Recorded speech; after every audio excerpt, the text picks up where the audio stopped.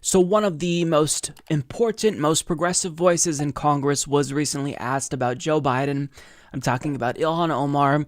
And she said what was obvious to everyone, but I want to play what she said because it's really important for lawmakers, especially progressive ones, to make it very clear that Joe Biden is not your friend. This is not debatable. If you are a progressive and you want to see the country advance in a substantial way, then you don't opt for someone like Joe Biden.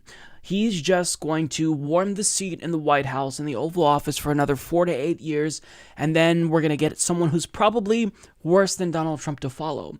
Because these types of establishment status quo Democrats, all they do is sit idly by and make incremental tweaks to the system that is making citizens desperate.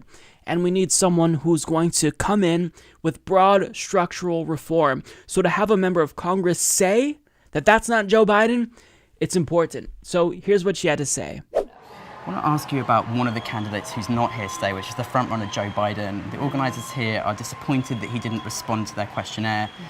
They say that he's basically running on a 2015 platform. Do you think that he can fit the brand of politics that you stand for as well if he was the nominee? There are few people who fit into the kind of progress that we all want to see in this country, and I would say he is not one of them.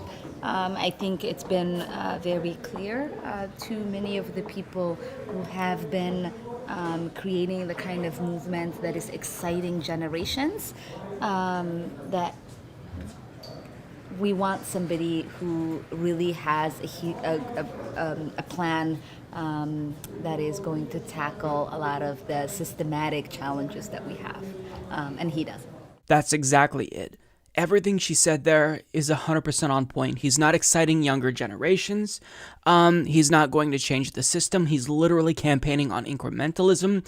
So, I mean, he's not going to excite anyone. And if you're not going to excite the base, then in a general election, that's bad news. I'm not saying that Joe Biden, it's a foregone conclusion. He would absolutely lose against Donald Trump, but I'm not willing to roll the dice when the climate is at stake, when the Supreme Court is at stake.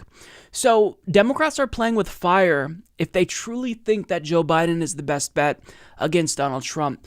And I really want more progressive lawmakers like Ilhan Omar, Alexandria Ocasio-Cortez, Ayanna Pressley, Pramila Jayapal, Ro Khanna to come out and say this, to say what's obvious to everyone else, that Joe Biden is bad news for the party and for the country. Let's keep it real.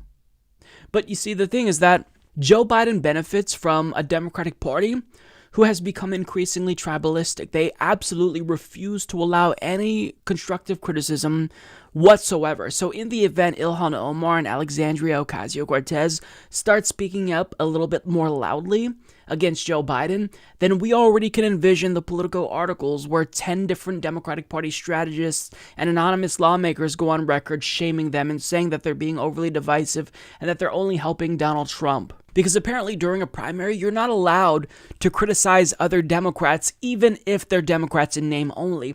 They could campaign as Republicans with that D next to their name, but so long as that D is next to their name, it acts as a type of shield that, is supposed to deflect any and all criticism. And if you criticize them, you're doing Donald Trump's bidding. No, Joe Biden is doing Donald Trump's bidding. Do you understand this? If we don't get a candidate that is a big structural reform change candidate, who's a progressive, who can excite the base, Donald Trump gets another 4 years.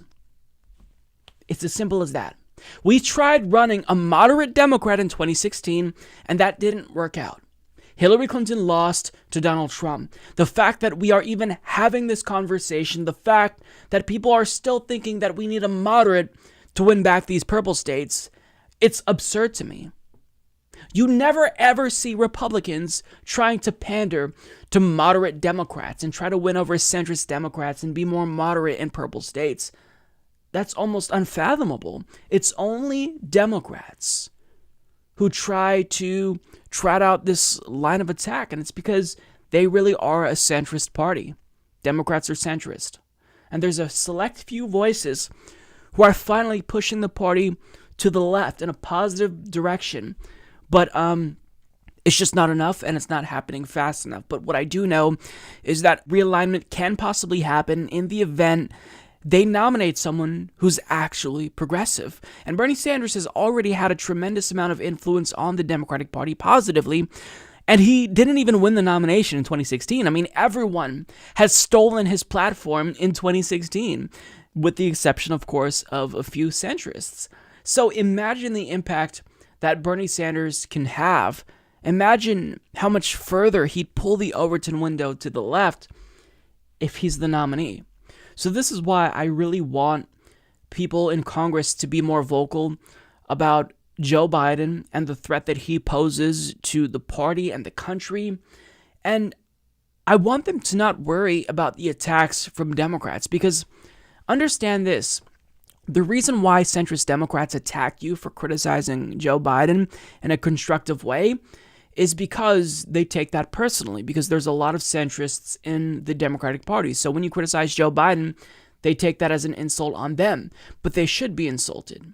If you're not going to be progressive in a left-wing party, or in what should be a left-wing party, then you need to leave. We need to not coddle these people. We need to not try to, talk about how this is a Big Ten party and you're also welcome here. No, we need to make it clear we're taking over the Democratic Party, okay? We are taking it over, and you are not welcome in this party if you are a centrist. If you're not a left-winger, get the fuck out, flee to Republicans, or form, your own third party. We don't want you here. That's what's got to happen, because at this point in time, we don't have time for another incrementalist candidate. We just don't. And it's also, electorally speaking, a flawed and failed strategy. So kudos to Ilhan Omar for speaking out. I would like to see more of this, because this is what we need right now. Subscribe if you like this video, folks. Mike's tremendous, and he's doing a really, really good job. Many people are telling me about how wonderful the Humanist Report is. Bigly.